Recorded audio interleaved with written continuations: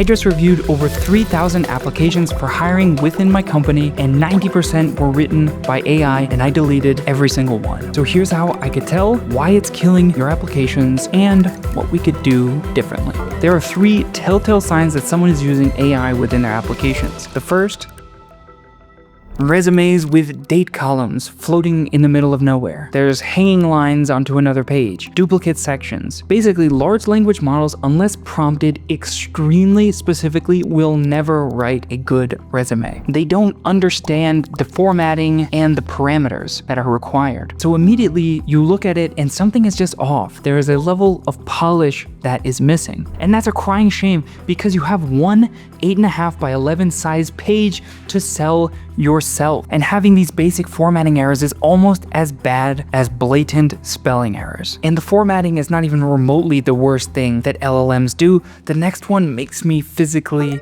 ill.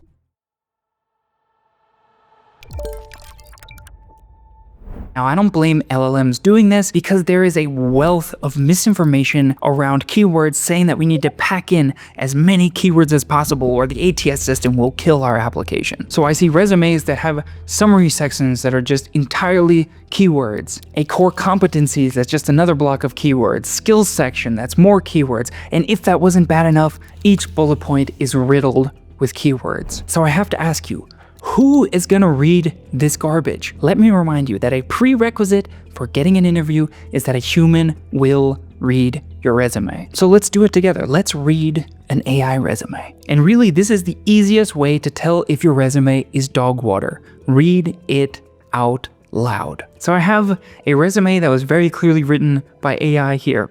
Read it along with me. 4.5 years in engineering, analytics, modeling, specializing in building scalable data infrastructures that drives measurable business outcomes, proficient in SQL, Python, and data analysis tools and libraries for managing end-to-end data processes, including ETL extraction, cleaning, testing, and analysis, skilled in developing dashboards and reports using Power BI, Tableau, Metabase, Sigma Computing, experience with data mining techniques, designing and implementing warehouses, data modeling, and working with Snowflake, CCP Cloud Technologies. Oh, did you see that?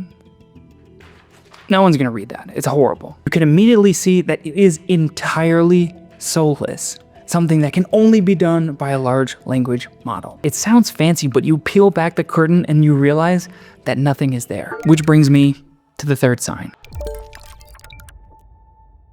Large language models are particularly good at sounding smart while saying absolutely nothing. And this critically shows up within your bullet points. Spearheaded the ideation and execution of forward-thinking initiatives to optimize organizational bandwidth and accelerate growth trajectories. What? But here's the thing, I don't actually blame LLMs for doing this because they were given a bad starting point. I can almost guarantee that your bullet points suck, meaning when you try to dress them up with ChatGPT, it's only gonna get worse. And this is the biggest pain point that I see over and over and over again. We are particularly bad at articulating what we have done at our jobs. I mean, it's a pretty hard thing to do. We're compressing years of experience down into only a few sentences. And the good work that we do, we're normally blind to it because for us, it's completely normal. So what typically happens is people will just make a task list. They'll list out exactly what they did, and then they'll ask an LLM to dress it up. And you know what it does? It lies. So what most of us will do when we're trying to have an AI assist us with our job search is we'll feed it the job description and our resume, and then we'll ask it to dress it up. Tailor our resume for us. Innocent enough, right? Wrong. Holy shit, wrong. Actually, this is interesting. I ran a test recently. I took all of the major large language models and then had them tailor a resume how a normal person would. And I can sum it up with one word: fraud. And Mistral was the worst. I guess French people have a penchant for fraud. But every major large language model, particularly the heavy ones, your Claude Opus 4.6 or ChatGPT 4.5, all they're trying to do is make your resume as close to the job description as possible, meaning that it will just make things up. And then, when little old you goes to the interview with your baseball cap with a spinner on, you have no idea how to answer any of the questions that they're asking you.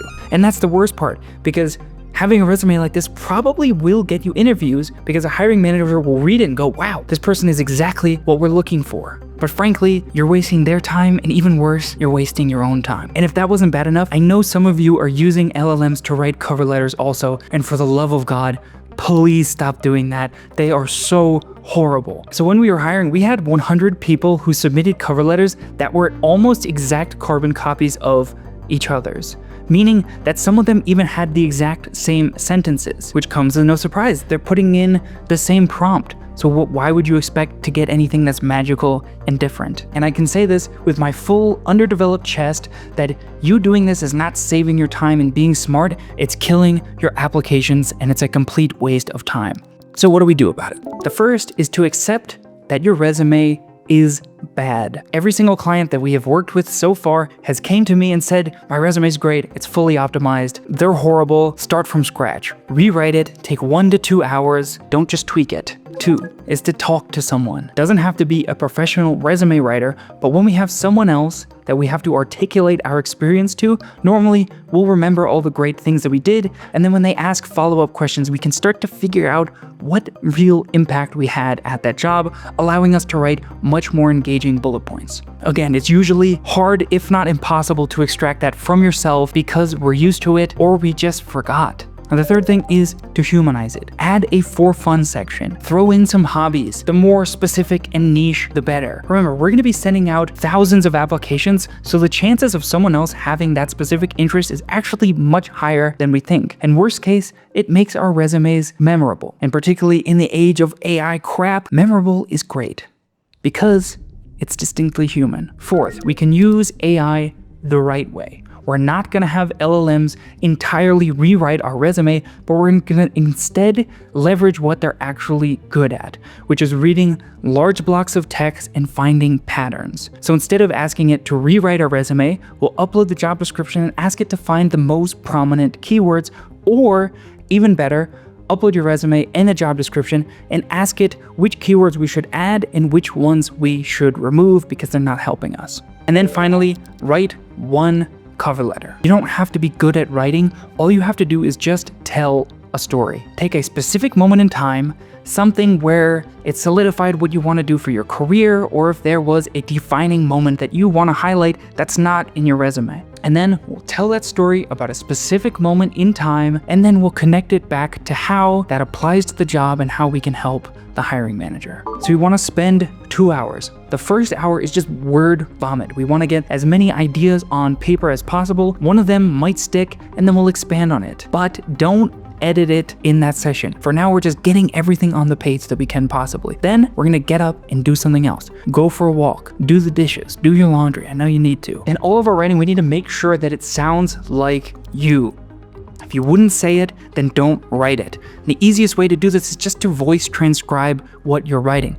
It will be faster and it will capture your unique voice. Your first draft will be horrible. Every writer, even the greatest writers of all time, don't write good first drafts. Good writing comes from rewriting. So after we step away, we'll come back and then we'll rewrite it. And we'll do this maybe a few times. It could be once, might be twice, until we have something that's good. Then we can use that same cover letter for every single application. We don't need to keep writing cover letters over and over again, because if they're broad enough, then we can use it for all of our applications. And that alone will give you something better than 99% of the applications out there. It's the most underutilized and overpowered piece of the application. Take it seriously, build strong foundation, and then you can scale your applications without worrying that your materials are crap. Now, this might sound like a lot of work, but compare that to all the time that you've spent applying using AI and getting absolutely nowhere. And speaking of wasting time, if you are sick of this whole process and you just want someone to do everything for you, rewrite all your application materials and send out applications en masse, delivering interviews right to your calendar,